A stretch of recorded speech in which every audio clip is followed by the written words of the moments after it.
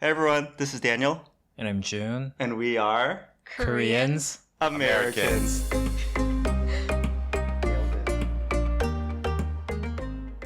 Hey. Hey. So we're in a different angle today. Yeah, something different. And we have more people. Yes. It's a very exciting milestone. Very bittersweet too. So today we have our first two guests ever on the pod. And they are our former coworkers. And we were on the team together. And it's bittersweet because, this is likely one of the last times we'll all be hanging out together for the foreseeable future. Because our, two ex-coworkers and our guests will be moving back to the U.S. shortly. And so Jun and I, we thought what better way to commemorate this than to bring them on the pod. Yay! So, Ray and E, welcome. Welcome. Thank you. Thank you. How does it feel to be our first guest on the pod? I've never done this before, so this will be fun though. Let's see. Yeah.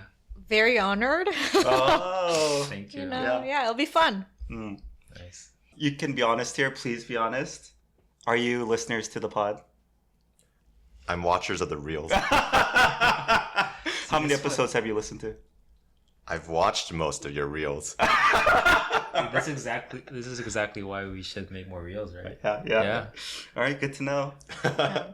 Same here. Oh! Dagger. Wow. Okay. All right. Well, I hope that you guys watch this and you have to part of the agreement is you share this with all your friends. All right. So I think by way of intro, to start, maybe you two could both introduce yourselves and please include on a scale of 1 to 10, 1 being absolutely Korean, and 10 being absolutely American, Nice. where you are on that spectrum and why. Wait, 10 is American. 10 is like I what forgot what I was. John Wayne, like fully Donald Trump. What I don't know. What was your guys' scale? That's good for reference. Yeah. I forgot what I was. What was I? Was I like... I thought you were a 4, but you said you're a 3 max, most likely a 2. Yes, exactly. That's what I feel exactly right now, too. Which is crazy to me, but I don't know Korean. You said 2? 3 max. 3 max. Yeah. Yeah. And then I thought I was like a 6, but I think most people agree I'm closer to 7 to 8. Yeah. Okay, so that's a reference. Yeah. Well, hey, I'm E. I'm a software engineer. I lived in Korea about 2 years. Before that, I lived in the US my whole life. On a scale of 1 to 10, 10 being Korean, 10 being American, right? 1 being Korean. Probably a 9. Yeah. I shift 1 point down from full 10 because everyone looks at me and they think I'm Korean. Yes. Yes. I don't want to give any PII, but E, your last name. Yes. Yeah. My last name is also multicultural. This was an explicit decision by my parents to prevent discrimination or something like that in like resume screenings and stuff. Yes. And it's been a double-edged sword in Korea because I think I get people's hopes up and then they encounter an illiterate person and their hopes get shattered. It's different than my more clearly foreigner friends. They kind of get a pass, right? Yeah. But for me, I always have to deal with the roller coaster of like they think, oh, I'm native, right? And then crushed. Yeah. Our first 1 hour conversation, the whole hour I assumed you were Korean. Me too. And then at the end it's like, by the way, I feel like you must always wait for when is the right moment to break their hearts. It depends, right? If it's just like if it's someone I'm gonna be, talking with more often or like a friend or something, I try and bring it up early, right? So that it's like, because I feel like they feel awkward if they just like assume and then suddenly I'm like, oh, by the way. So I try and bring it up early. Okay. Yeah. Why didn't you bring it up early with me? Well, I was trying to get through the professional stuff first. Okay. Yeah. Got it. Yeah. All right. Right. Thank you. My name is Ray. I'm a UX researcher, research trainer. On a scale of 1 to 10, I thought it was about 5 when I was still in the US, but then now because I'm back in Korea, maybe 4, 4.5. Okay. So I was born and raised in Korea, and then I even like finished my bachelor's degree and master's degree here, and then I just finished like PhD in the US and worked in the US. So probably that's why it's not like too high on the scale, but when I was still in the US, I feel very invested in like, politics and everything, but Oh, really? not anymore because I'm back in Korea. So that's why it was higher back then, Yeah. but not anymore. Interesting. I think that's pretty accurate. Like me being a 3, and then so Ray's 4.5. Daniel, you're 7. But I feel like you guys are like, you and E are both equally American. But I think it's only because the other side of the scale is Korean. Not. then E Yeah. If it was never be East Yeah. Asian, maybe I would be a little bit lower. Yeah. yeah. Oh, Makes sense. okay. Yeah. Again, since you guys aren't listeners to our pod, But watchers of our reels. that's true. Yes. Fair, Yeah. fair. Yeah. No, really, thank you for your support. Don't stop watching the reels. But the reason why we wanted to start this was because we really wanted to compare, I guess, Korean and American cultures. So before we get into some of the questions we had for you all, if you could just take a brief moment to describe more of your cultural background and how, where does the Korean part come from? Where does the American part come from? Ray, why don't you start and then you can go next? Yeah. I mean, I think Korean part is pretty straightforward because like, I was born and raised, all my family members still here. My Americanness, I think it's by choice. I think I always even when I was growing up, like I always wanted to go to the US. And so I think, I was one of those kids, when I was elementary school, like I would ask my parents, like, oh, can I go to the US when I, go to like middle school? And then when I was in middle school, like I'd be like, oh, can I go to the US when I go to high school? Interesting. So when I finally went when I was like about 20, when I was in college, it was like a dream come true. So it was almost like to me, an identity that I actually embraced and chose myself. So yeah, I think that's why. And I think I don't want to be too naive about like, oh, anyone can be American because there's too much political things. But at the same time, I think that's like the US and American identity is one of those identities that you can embrace and choose yourself if you wanted to. Like, for example, it's kind of hard for you to be just like, oh, I want to be Korean. And it's kind of hard, right? But then, being American is a little bit different. That's interesting. Yeah. I think it's super interesting, Ray, that you mentioned that even when you were little, elementary school, you told your parents that you want to go to the US. Yeah. You must have had some exposure to the US or have a perception of what America is. So I wonder how you got that perception in the first place and what was like your exposure of the US when you were little. I don't really remember the very first moment, but I think it's mostly like TV shows. Interesting. And Can you name one in Yeah. particular? Interestingly, do you know LA Arirang? Oh, yes. That's like old Also, school it Korean. shows how old I am. Old school. Hey, Yeah. we're all within years of each other here. Yeah. Wait, I might have mentioned this once during pod or personally. But Eliadidan? Yeah. I've never heard It's it. a TV show. it's a TV show sitcom that like for some reason randomly it took place in LA. Yeah. It was like it's kind of like Kim's Convenience. Yeah, Convenience almost Store, like that. like okay, okay. in the early 90s Okay. in Korea. Uh-huh. Oh, that's interesting. Yeah. But like it doesn't even portray the US that accurately, does it? I don't even know. Maybe I don't even know what where it really came from, but I think that was probably just one thing. And then once I went to middle school, my first love was Korean American. Wait, Wow. I hope my husband is not listening. like the celebrity knows. crush or like in real It's a life? celebrity crush. Oh but- yeah, okay. Oh, that's But whatever. Come on. but it was pretty intense. Okay, If you know okay. me at all, it was pretty intense. Can you share with the audience who that was? It's Danny from One Time. Do you know? Oh, one time. Yeah, One Time. This is already very striking. Like the Yeah. Koreans clearly have a shared Yeah. history and Yeah, culture, just- where we're just like, Oh. who are these people? Yeah.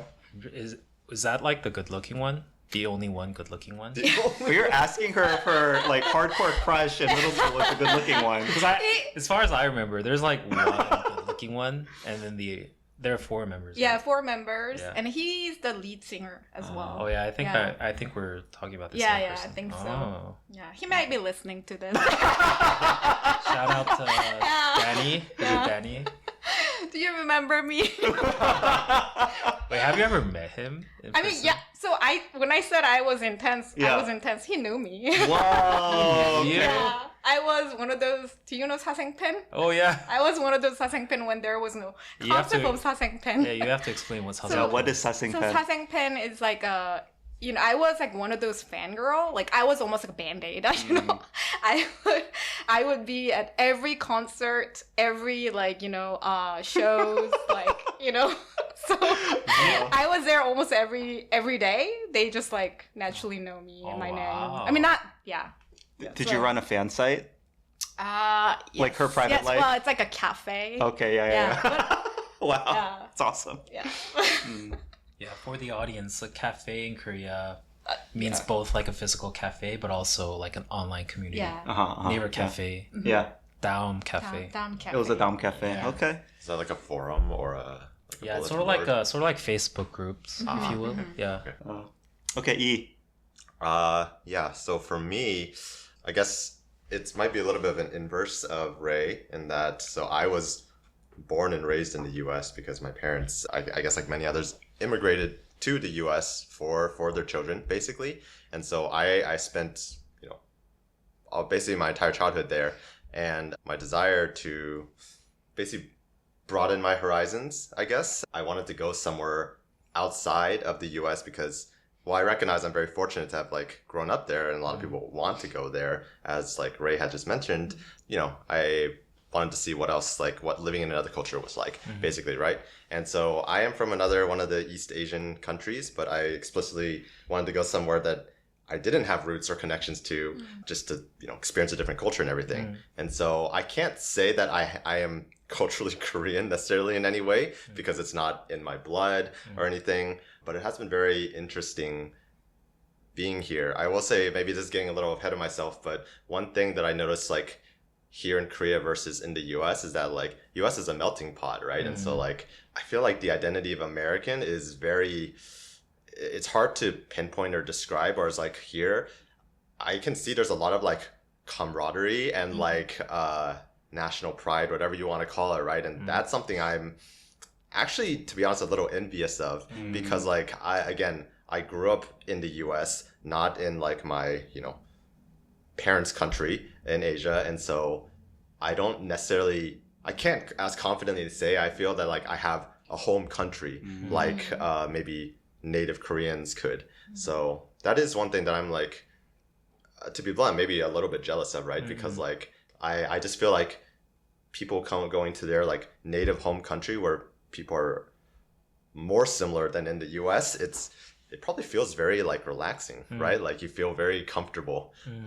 Whereas I never really felt that in the US. Like I grew up, it's funny, my parents literally chose to move to a town that had very low Asian population, because the rationale is, why would we move to the US and move to like, blank town when like that's what we left, right? I see. And so like, yeah, this is interesting. Before we move on, E, I'm just happy because this is the most I've heard you talk ever. Yeah, you're a really good talker. In the years of knowing you, I'm just happy, man. Good to hear. I like to be behind the scenes. I'm curious to know, like, because you said you wanted to explore different cultures, and that's one of the reasons why you chose to move to Korea. But I'm pretty sure you had other options too, right? What was the main reason that you chose to come to Korea to explore? To be honest, it was limited to like what jobs options there were, right? Because I came here through an internal transfer from the company I worked at the time. And so, yeah, honestly, it comes down to like, okay, I'm looking at some different countries that seemed interesting to me, and what roles are available, right? What roles that also were, good for my career too. Even though, to be honest, it was, I don't want to say a career hit, but I did move into like an org that was not as interesting as like my previous role. But I was trying to kind of limit the blow to my career too. I don't think it set me back necessarily, but I'm just giving you some like information on like how I like the constraints I was working with. Interesting. Right? Yeah. So I just have one quick one I want to ask before we move on. I've often said on this podcast, the thing I love most about being here, apart from family and all those things, personally, I love being able to fit in and feel invisible. yes, yeah. I don't know if that resonates with you because, again, on the outside, I think Yeah. you could easily pass for a native Korean. Yes. So has that resonated with you, or how does your experience, align with that? It's funny you bring that up because it is when people ask me like to list what are your favorite things about living in Korea, that does surface in my top 5 basically because again, growing up in the US, in not just in the US but in like a predominantly white neighborhood, I always stood out, right? I was always like standing out no matter what. I think my high school had maybe 4 Asians total out of like 700 people, right? That's crazy. And so it is actually very liberating coming here and just like I just blend in and at least I noticed the culture here, you don't really talk to strangers, right? And so I just walk around and do my thing and it helps. It's so safe here too, right? So I can just exist and I'm fairly introverted too, so it kind of fits me perfectly. It's just that like when I do need to interact with someone, the jig is up. It's like, Got it. Yeah. Okay. Thank you. Can I make one comment? Yes, of course. Yeah. So I wanted to mention how E said, like the meaning of home, but as someone who was born and raised in one country, but like chose to move to somewhere else and then kind of have home there, it's really hard to answer a question like, where are you from? Because I'm from Korea, but that's not my home currently. And so I think the meaning of home is always changing. So although I always see myself as Korean, and that will always be my home and where my like family is and where I feel always differently, it's not necessarily like my home, if that makes sense, because like my husband isn't, he's American, and my child, my son is Korean American as well, so it's like it's kind of complicated, I think, the meaning of home. So I just wanted to mention that it's, although I'm sure it's different. Ray, do you feel more at home when you arrive at the States or in Korea? Because for me, when I was in the States, I think it was like the 4-year mark. After 4 years living there, I felt like when I arrived to the US, it felt more like home to me. So for me, it was 4 years. But so I'm curious to know, like, now that you lived here for how many years? Is it 2? Yeah, it's been like a year and a half. Year and a half. Oh, it's only a year and a half. Yeah, it's a year and a half. And also, I think, like, because I'm a military spouse, I've moved a lot in the US too. So at this point, home for me is like not really a place, but where I am with my family, my husband and my son. But I definitely feel like when I go to my husband's home, which is, Northern California, I feel like that's home because there's like all our family and like friends. So that's like one of my homes, I guess. And then Korea is another, of my home. And so I like that. You don't have to have just one home. Like lots of places can feel like home. But maybe to follow on, when you first moved to the US in your 20s, right? How long did it take for you before US started to feel like home? It's hard because, just to kind of give you a little bit of history, I, went to the US for 1 year to learn English, and I came back and I went to like France, and I came back and I went to the US and I came back. And so I went back and forth like so many times. Back then, I think it was still like Korea, where my mom and my dad was my home. But then once I got married, I've been married almost 10 years now, and then I have my son. It's now different. It's like where my son and husband are is where I it's home. So I'm kind of curious to know like how like my son will understand where the home is. Yeah. That's interesting. Yeah. You can ask us. Okay, well, let's move on. Okay, I have a question. Okay, go, Jun. Can you name your favorite Korean food and your favorite American food? I like that. Softball. Yeah. Softball, It's so hard though.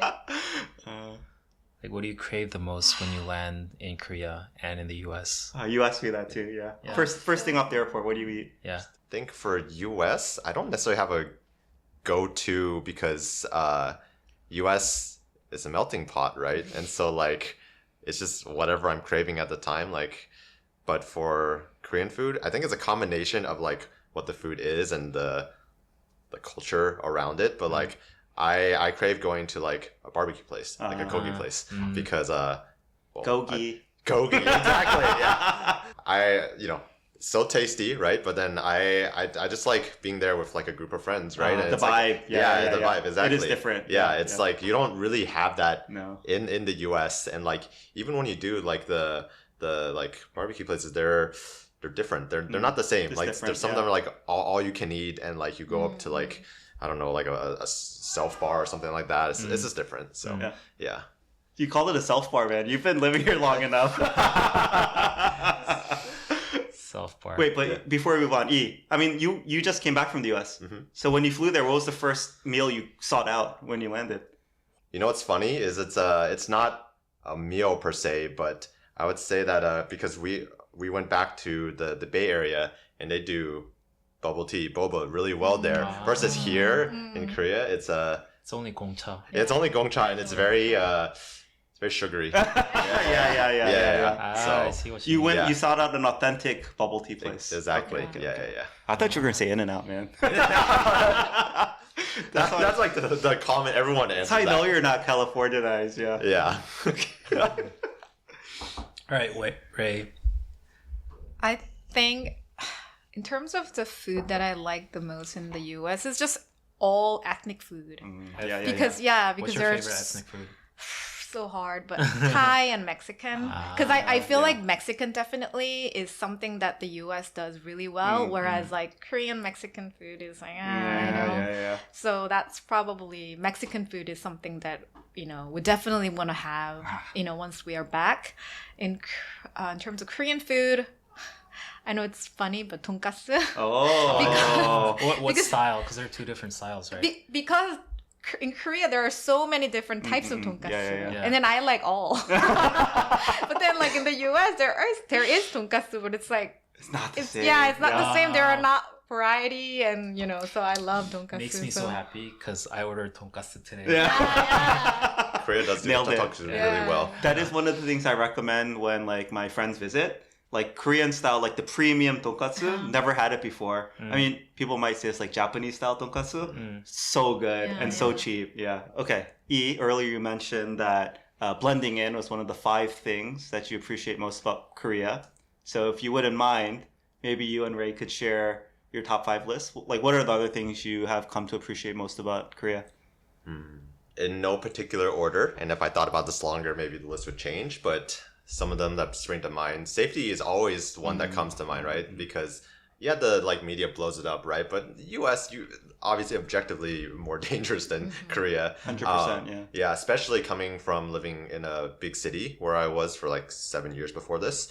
It's just nice being able to walk around without really having to worry about anything. Like I remember it took me a while to get used to like just leaving my phone on the table at the coffee shop or whatever, right? Whereas like in the States, I personally don't feel comfortable like studying in a coffee shop myself by myself because I can't go to the bathroom because I leave my stuff there. Where's it gonna be? Totally. Yeah. So that's Wait, where's the line for you? Because I know that Daniel still can't leave his laptop in Korea when he goes to the bathroom. Can you leave your laptop? I can. You do? I can. Yeah. Eric got just one more point. One more point down. I realized I thought about this more since that conversation. Yeah. If it's like a crowded cafe, I'm fine. But if it's like, so for example, I like to work in the basement of this building nearby. It feels like too not many people pass yes, by. Yeah. I It's see like, what you mean. It's not like a safe cafe area. Yeah, because where you're working is technically it's not even a cafe. I know, area. yeah, It's yeah. just like a I don't- communal area where a lot of people. That space in particular, I don't feel comfortable.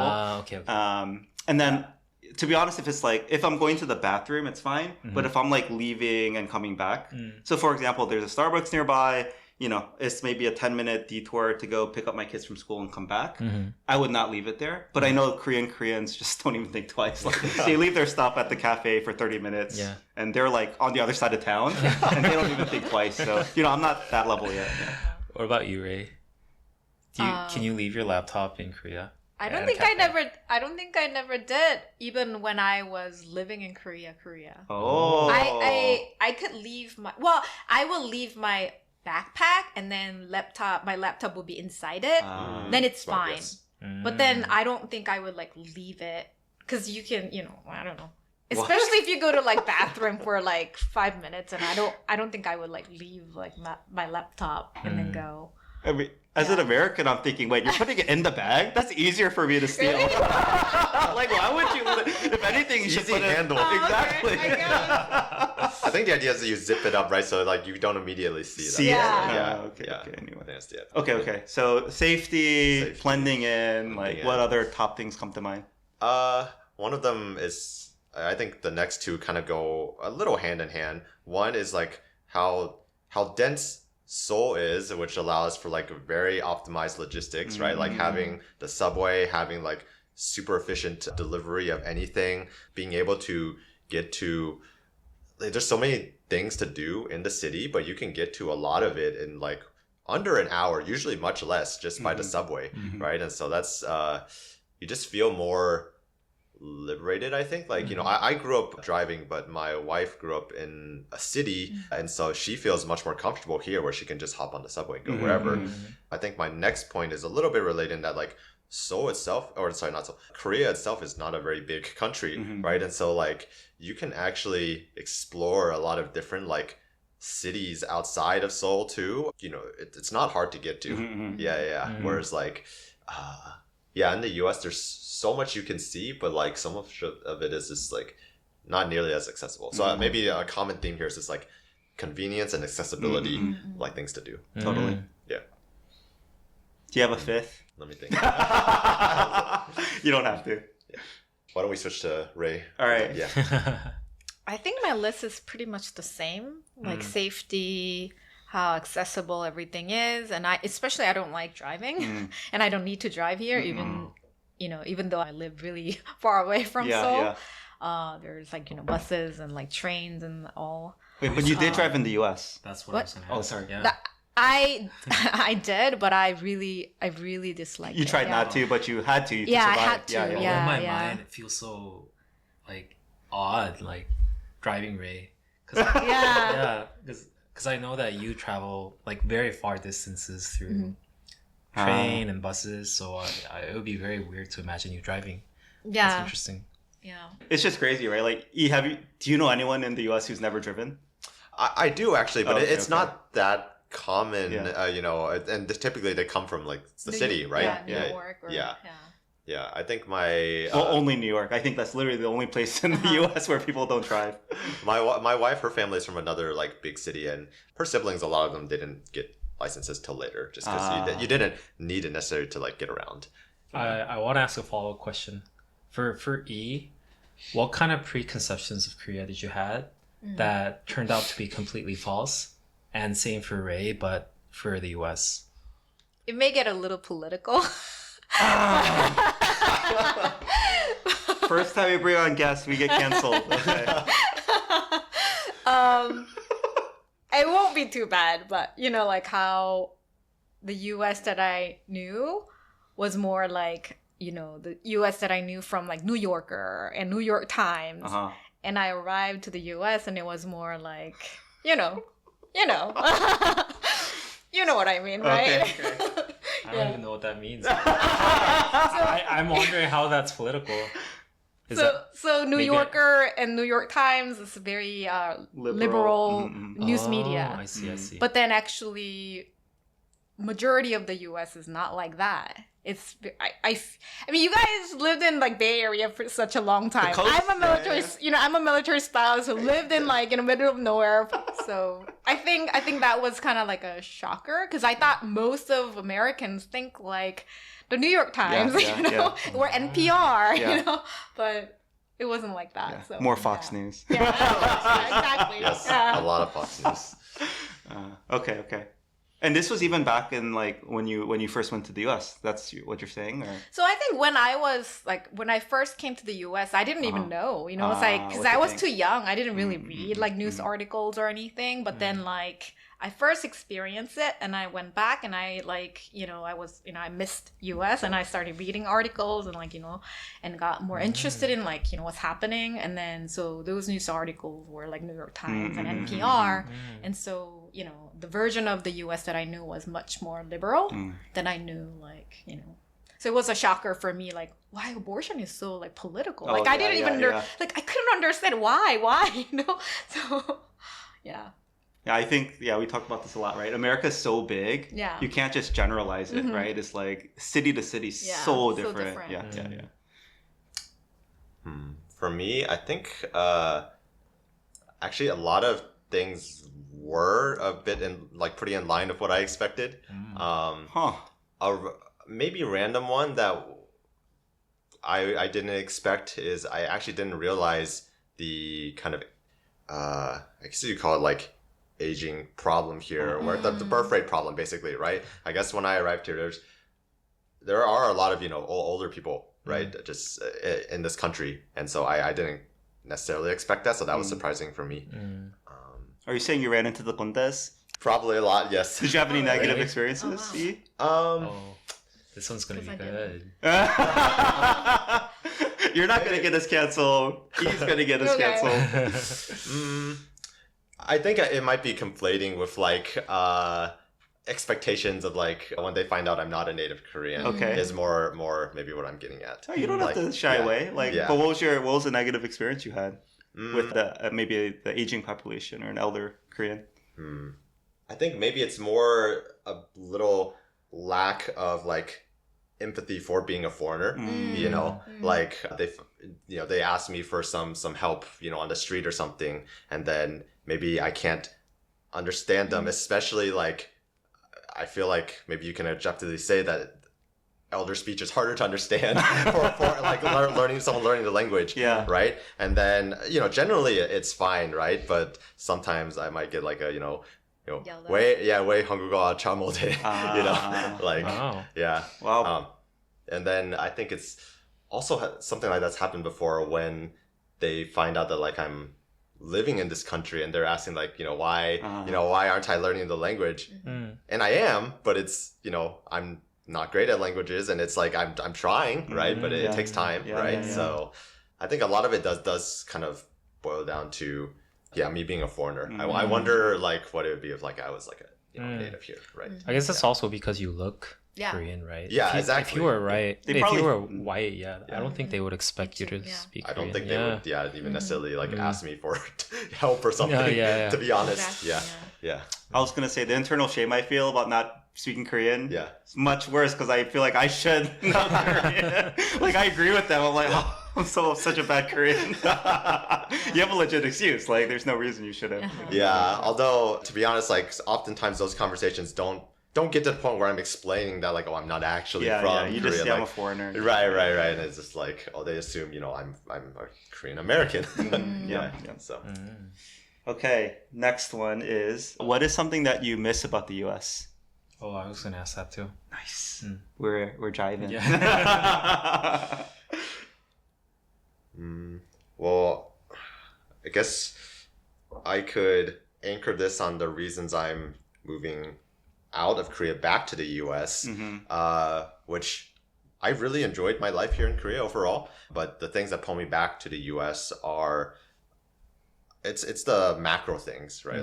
The career opportunities for software engineering are much better in the US. I don't think you can deny that. You make more money in the US. Exactly. And also my family is there. My in-laws family, my in-laws are there too. Most of the friends I've made growing up are in the US. And so it's just, when you spend most of your life there, most of your life is anchored there. And as much fun as it is living here the past 2 years and being able to explore the country and even neighboring countries and things like that, it's a little harder to justify long term, especially when you know that for me at least, I would be kind of holding back both career and family. I think there's a big decision to be made, if you want to potentially start a family or something, but then you're maybe not making as much income as you could. You don't have the family support that you would as in the US, where my again, my family, my in-laws are. So I think those are the things. What's the original question? Like what I missed, or yeah, You missed about missed. Yes. Maybe I could say I missed a bigger paycheck. Thanks for being honest. It's hard to deny. Yeah. Do you have anything that you missed from Korea when you were back to the US? I think it was that list that we talked about okay. earlier, right? Like being able to blend in the safety, the convenience, right? I'm sure everyone says this, but I didn't like having to tip again. Oh yeah. Yeah. Not that I don't appreciate the service, but I don't like the tipping culture. You know? Yeah. Ah, it's nice. It is. Yeah. All right. I think again this will be very similar because I think more career opportunities there for me too, and a bigger paycheck for sure, and also more family reason. Like my son is going to first grade soon, and so we were looking at options for him in terms of school wise, and then we didn't have really good options where we are. So, that kind of like lined up with, us going back.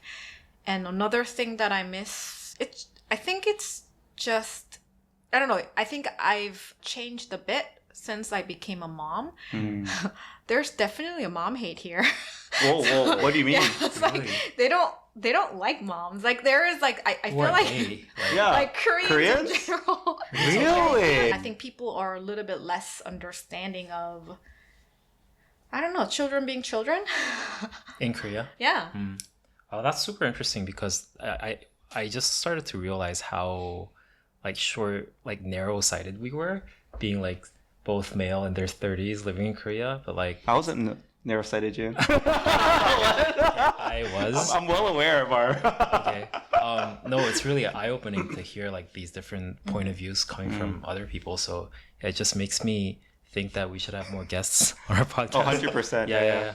Wait, what? Ray, I have a follow-up. Is it specifically like, do you see a difference between older Koreans versus younger Koreans that make you feel this way, or is it similar across both of them? And then how much do you think it's like, you're probably raising your kid more maybe bicultural or even more American style, right? Do you feel like it's different between older and younger? Because I've definitely felt the difference. Yeah. I feel like younger generations are less tolerant. Yes. Okay. That's what I wanted to get at. They don't have kids, and then and I they think probably might not even plan to ever have kids. They have like a disdain for kids. And I completely understand how they are because that's how I was back when I didn't have a child. I had like no tolerance towards any young kids. Yeah. And so I understand them, but at the same time, it's like, well, like it's very hard when this, even when you went to a restaurant, a cafe, like I'm here to spend money, like why are you like giving this vibe that like like they don't even want me there. Yeah. And so it's pretty stressful. Okay, that perfectly matches my experience. Yeah, I think the older Koreans will come up to me or my wife and call us 애국가, like patriots. 애국자. Like you guys are patriots, right? You're You have but the younger Koreans for sure. Yeah. I think the term I've learned from Jun is 귀찮아. Like kids, they're so annoying. Like just get them away from me, right? Exactly. And so that matches me. But I did want to clarify that. On the brighter side, Ray, what did you miss about Korea when you were in the States? I think like it's just like life is very easy here. Yeah, I've said that. Yeah, just everything is seamless. Everything happens so fast, and even if you encounter any problem, like with your like I don't know, maybe your house has something, you have something wrong in your house, and then you can just like call someone, and then they will come here like in 2 hours and fix everything. And so everything is just so easy. So that's something that I'll definitely miss. I mean, when I was back in the US, I miss my parents the most, but I mean, my mom the most. But I think this time I go back and I'll still miss my mom. But I think that easy life would be something that I would miss the most. Definitely. That resonates. Yeah. For both of you, could you ever see yourself settling in Korea long term? And, probably not from what I've heard. But my follow-up to that is, what would have to change for you to reconsider maybe actually, settling down and living in Korea long term? I think for me, the career opportunities would have to change. Yeah. I think that's the biggest thing, to be honest, right? Like, the family thing is tough too, right? It's harder to fly from Asia to the United States to visit, and especially as parents get older, right? You want to visit them more, most likely. But yeah, to be honest, like my wife and I, we had talked about the possibility of staying here potentially longer, depending on if like some of like my previous career opportunities like took off a little bit more here. But yeah, so I think for me it'd have to be career number one. Mm-hmm. Yeah, career number one. Yeah. We're like, me and my husband would still talk about like retiring in Korea too, because I'm Korean, I can speak Korean, and my family's here, so it's easier for me. But so I guess two conditions would be my son grows up, and the second one would be we don't really have to make money. Yeah, so those two, then I think we'll probably want to. We always talk about it, like, oh, maybe we'll retire in like Sokcho, or like Busan, or things like that. Yeah. So you can see yourself retiring here. Yeah. Okay. Cool. Awesome. I have a rather lighthearted question. When you go back to the States, is there something that you must bring, like buy for your friends, and also the other way around? Yeah. If you come to Korea from the States, what do you always bring, like little treats, snacks, or presents? From the US, we always buy a whole bunch of chocolates. Because that's like easy. And like what type of Ghirardelli, or there's, I can't really remember the names, but there's like a famous chocolate, Seeds Candies. The yellow, like Seeds, that sort of thing. Oh, vitamins. Yes. A whole bunch of vitamins. No, like ibuprofen and like children's Tylenol. Yeah. Hard to get in Korea. Really. Melatonin. Melatonin. Yeah. I'm even getting melatonin for my friend from the base. Like regularly, I have to buy melatonin for them.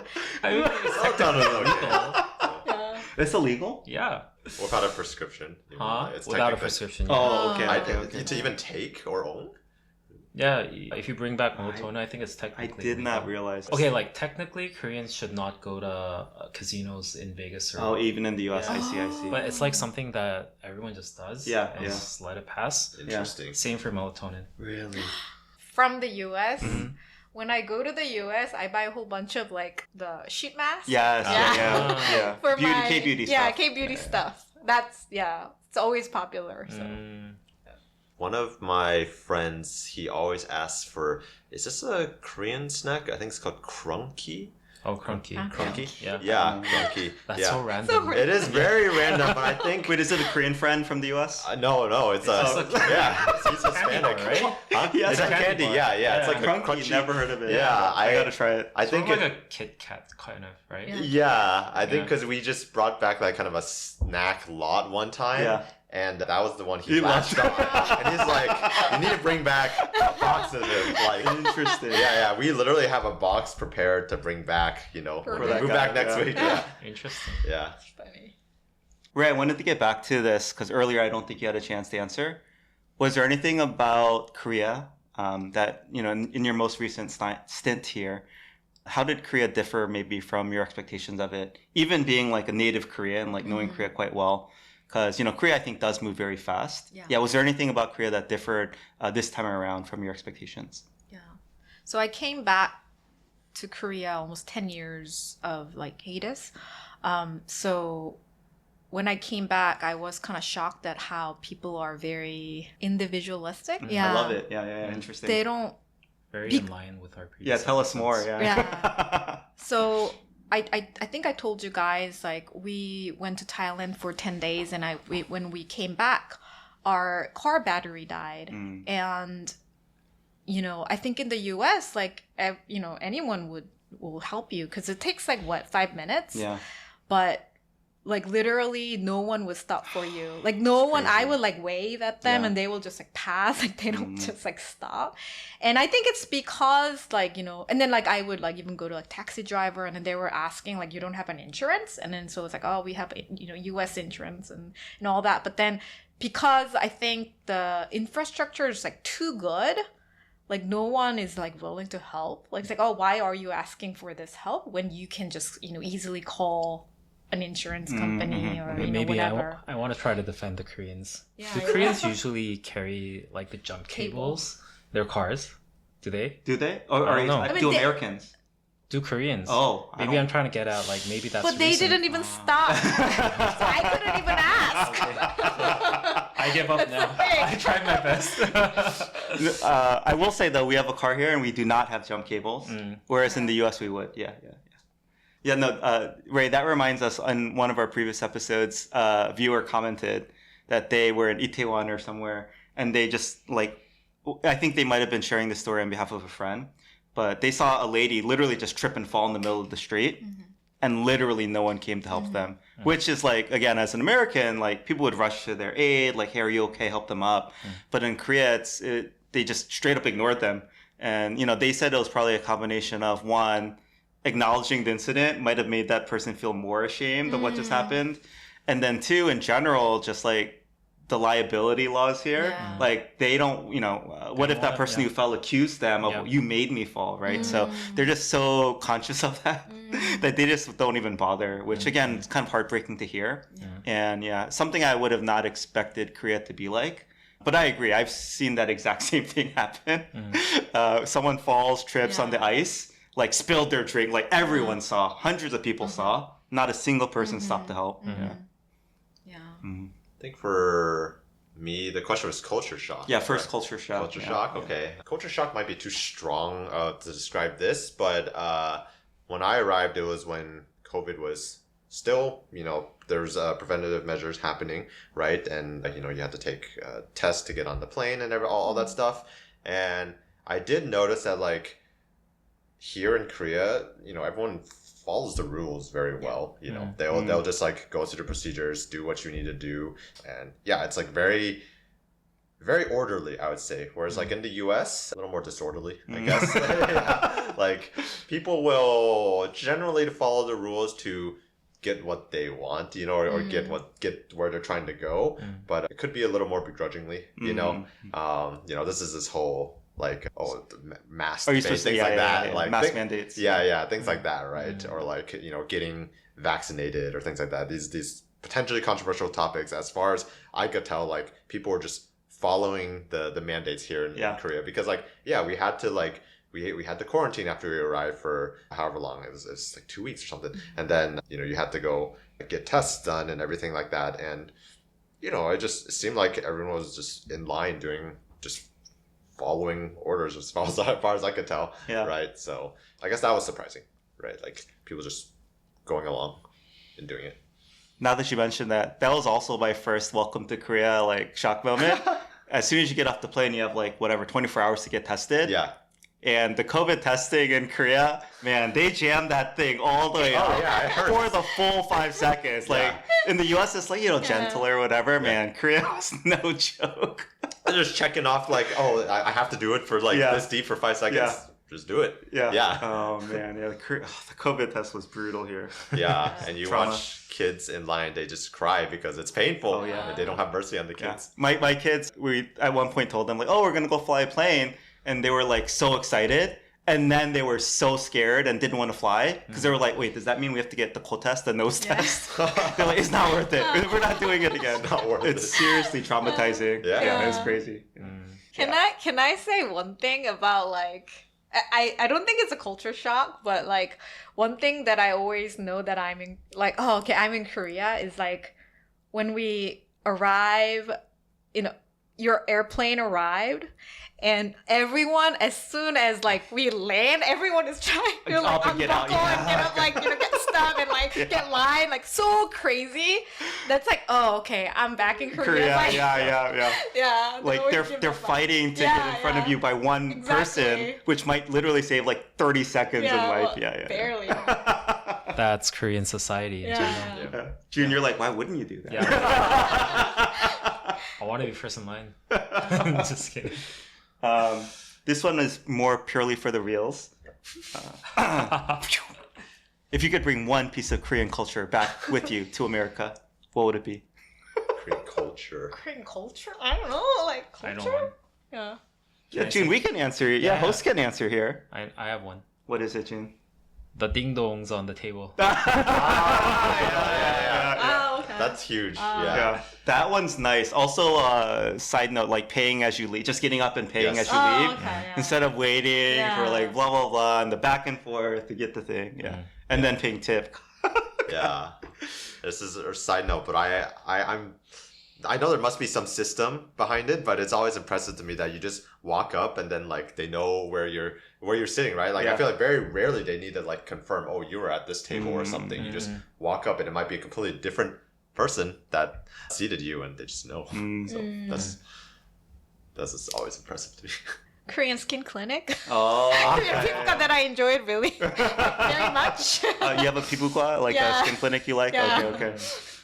It's like so much more expensive and like so less good in the US. Exactly. Yeah. For me, it might be like, I don't know, I guess services or companies like adhering to pretty fast like turnaround times, you know. Just the pali efficiency Exactly. culture. Okay. Yeah. Like, you know, sometimes it goes a little too far, but I think in general it's nice because life just moves forward and like you can count on things to get done, and from that perspective, like some things can be less stressful because you're like, it feels like if you're trying to like do some logistics or something, like for example, I'm in the middle of moving right now, and I feel more confident that like, oh, this Korean company will get the job done because like it's just reliable. Whereas like I feel like in the US it's just more of like a crapshoot, you know, like it's really good service, or it could just be like who knows, that ghost your emails, something like that. Yeah. That I agree with. Also, leaving the package in front of your door. Oh yeah. Oh, that is nice. Yeah. Not being concerned with the porch pirates. Yeah. I literally have packages like for days if I went on vacation or something. Yeah. It's okay, don't worry about it. Okay, yeah, just a few more questions, I think, and then our time will be done, sadly. Oh, man, emotional. But yeah, so now that you all are moving back to the U.S., is there anything you would have, done differently, wish you had done differently while you were here? Or is there anything left that you haven't done that you, would like to do before you leave? I think for me, when you move without just a very clear, definite timeline of how long you're going to be there, I feel like once you like live in a place, you feel like you have all the time in the world to like go do certain things, right? Like, a simple example is just like going to see all the tourist attractions in the city or something, right?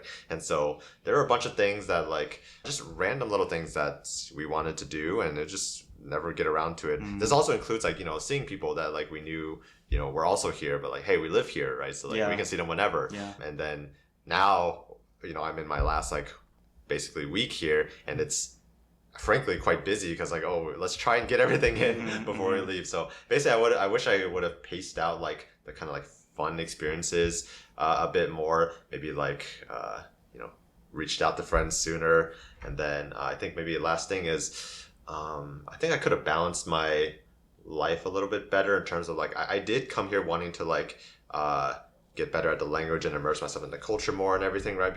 And I did get a lot of that, right? Like I think I personally grew a lot more here in 2 years than I would have just like staying in the same place in the US because it's just so different. But still, like, there's always like work and life things and everything. And I think if I planned that a little bit better, I maybe could have like advanced a little bit more in like maybe the language and cultural department more, whereas like instead spending a lot of more time on like work or something like that. So I want to know what your bucket list is for this week. For this week. Yeah. Let's see. We're going to Jinjabang tomorrow. Okay. Yeah. Your first time in Korea? No, we've been to one, okay. but this was like, I don't know, 4 or 5 years ago. We came here as tourists. So we're going all the way to the aqua field and Goyang? Okay, Yeah. Goyang, yeah. So that's like an hour and a half. Starfield, yeah. Wait, there's like a newly opened Starfield right here in Suwon. Oh, there is. This is supposed to be like really good. Yeah, it's like mega Starfield. Maybe I should convince my friend to go. Yeah. What else are we doing? There's a lot of seeing friends this week.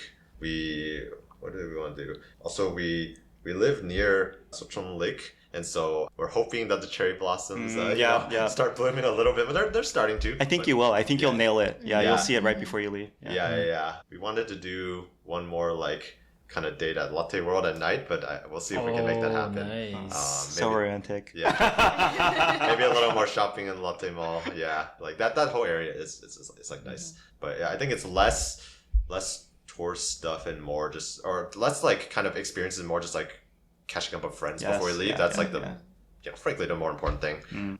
So yeah. I want to use this chance, especially for our audience. I think that's such a good life lesson.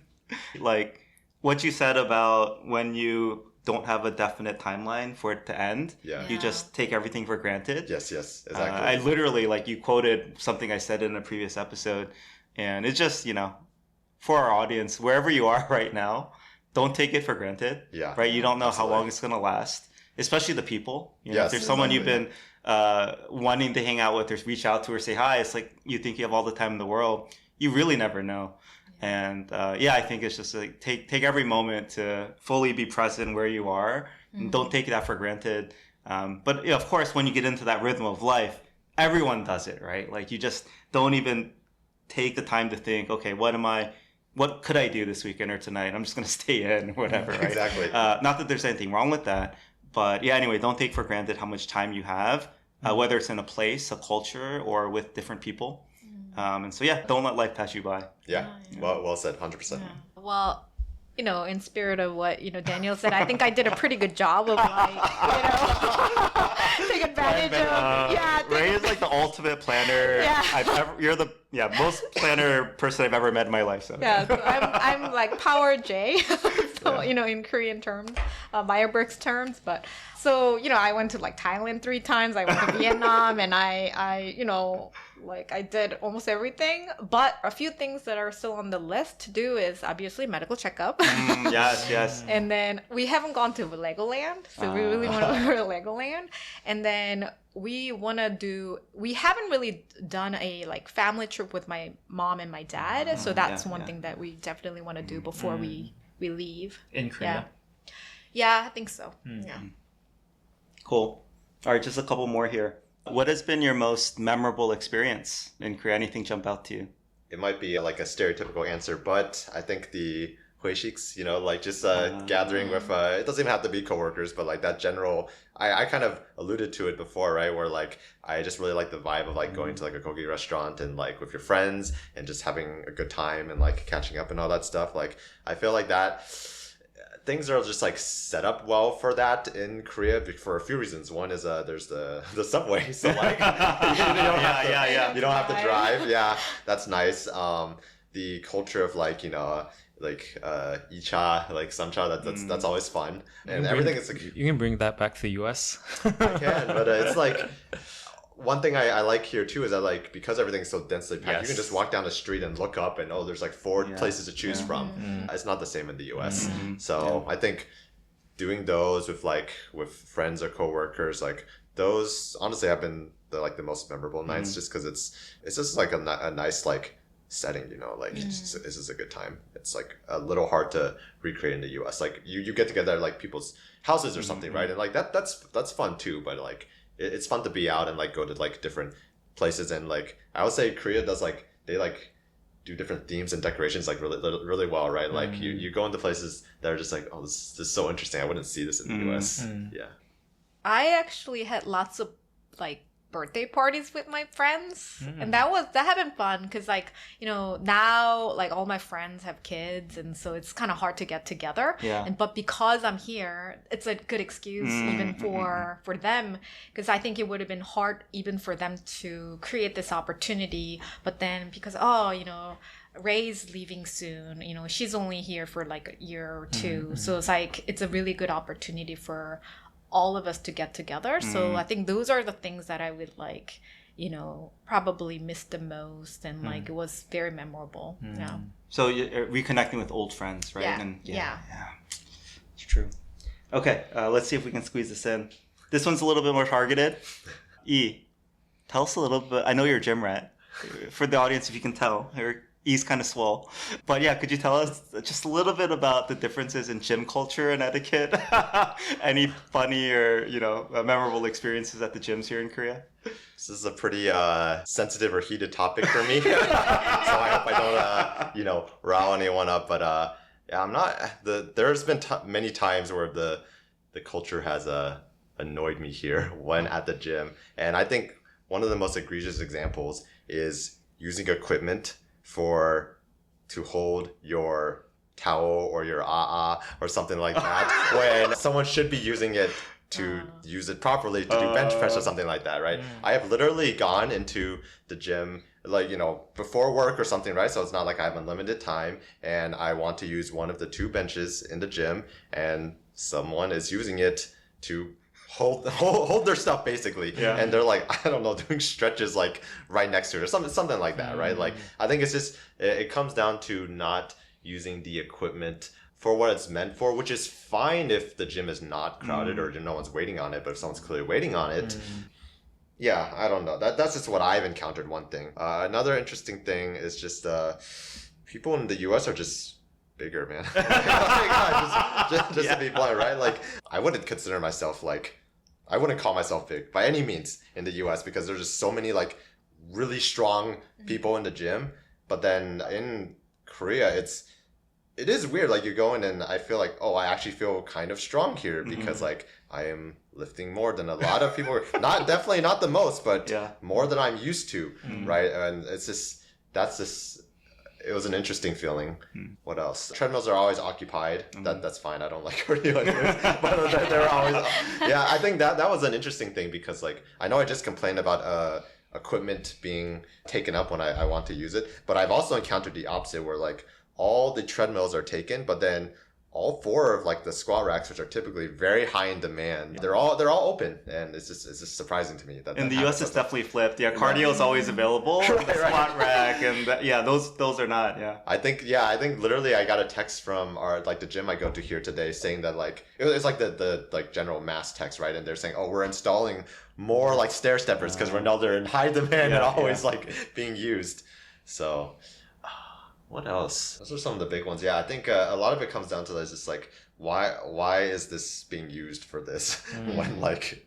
But you haven't gotten yelled at for dropping weights? Oh, that's funny, actually. Dude, I get all the time. Just like, because, after deadlift, you drop it, right? Yeah. I get all these dirty looks and like mutterings underneath the breath. I'm just like, this is what it's for. Yeah. I actually, I now I remember the first... literally, I think the first time I went to the gym I've been going to here, and I was deadlifting, and I got in not necessarily trouble, right? But like the trainer came over and said, "Oh, you need to use these like cushions under the," which is I've just never seen that before, right? I was just doing it on the ground, right?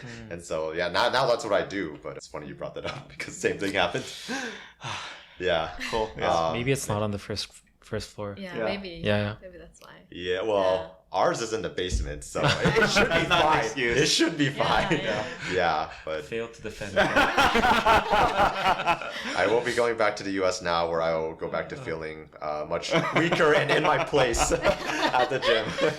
Yeah. I think I will just say my one sentence summary. Yeah, I think Korean gym culture is a little bit underdeveloped, and it's just not as popular for as long. I think Koreans are definitely starting to get into it more, but it's just a new thing here.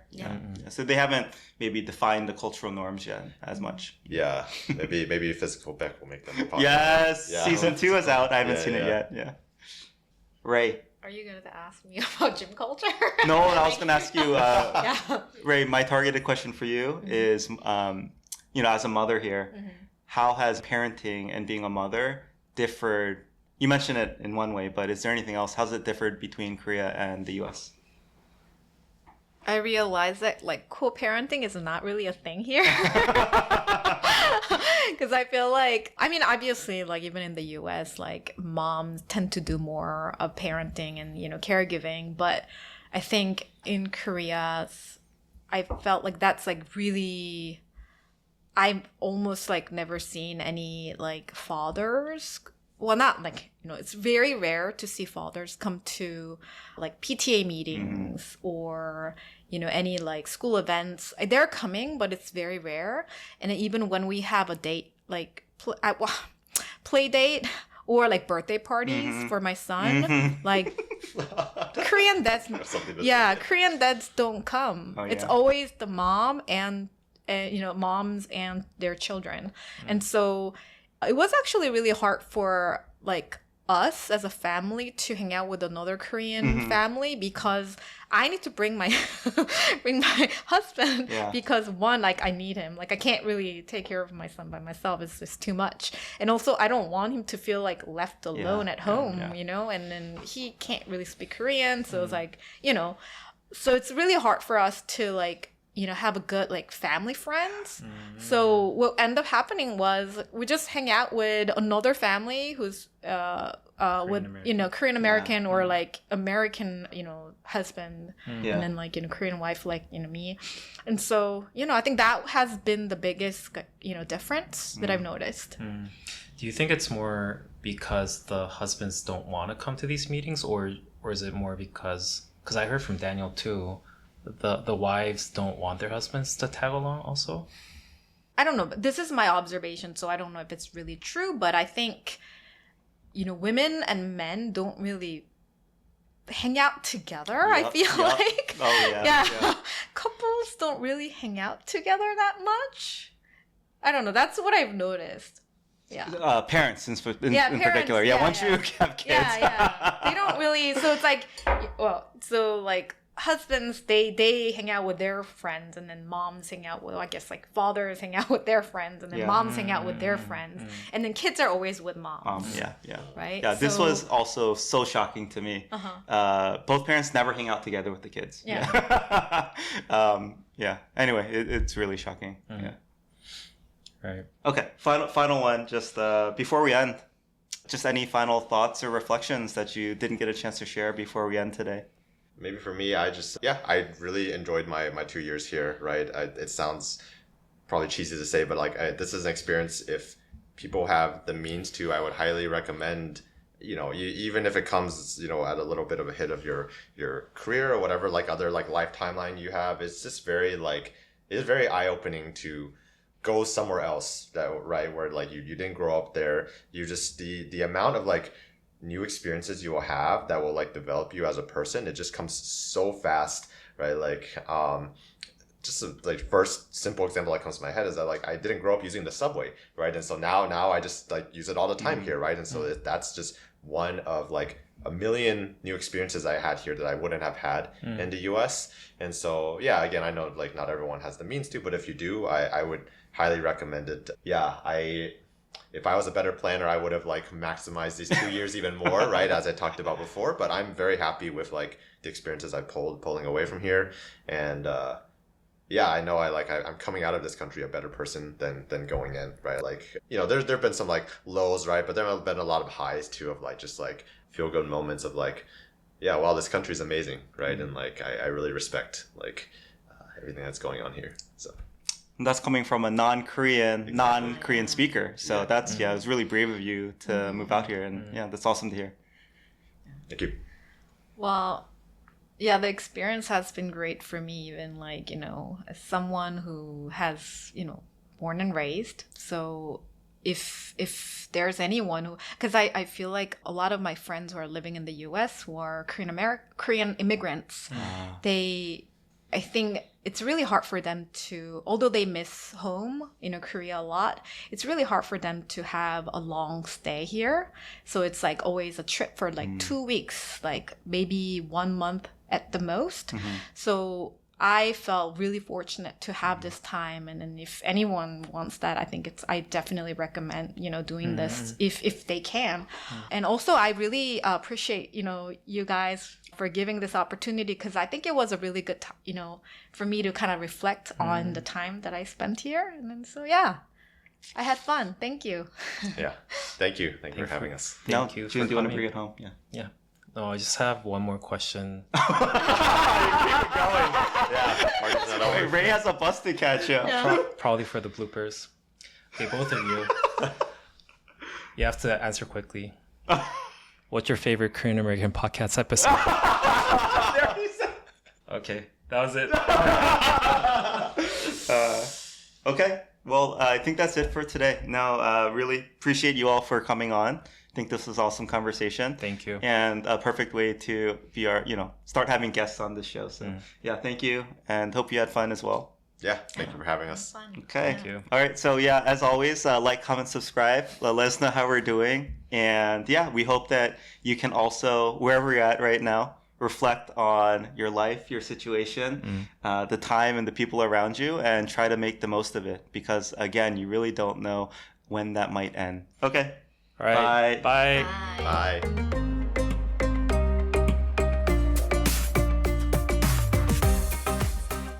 Bye. June's so nervous right yeah. now. I bring back a lot of drugs from the US. We'll have to cut this entire section out. Just say US. medical supplements. Yeah, Yeah. medical Supplements, you're supplements. okay with that? Legal medical supplements. Yeah, legal medical supplements for my health. We're still editing it out. Yeah. That sounds too much like CBD.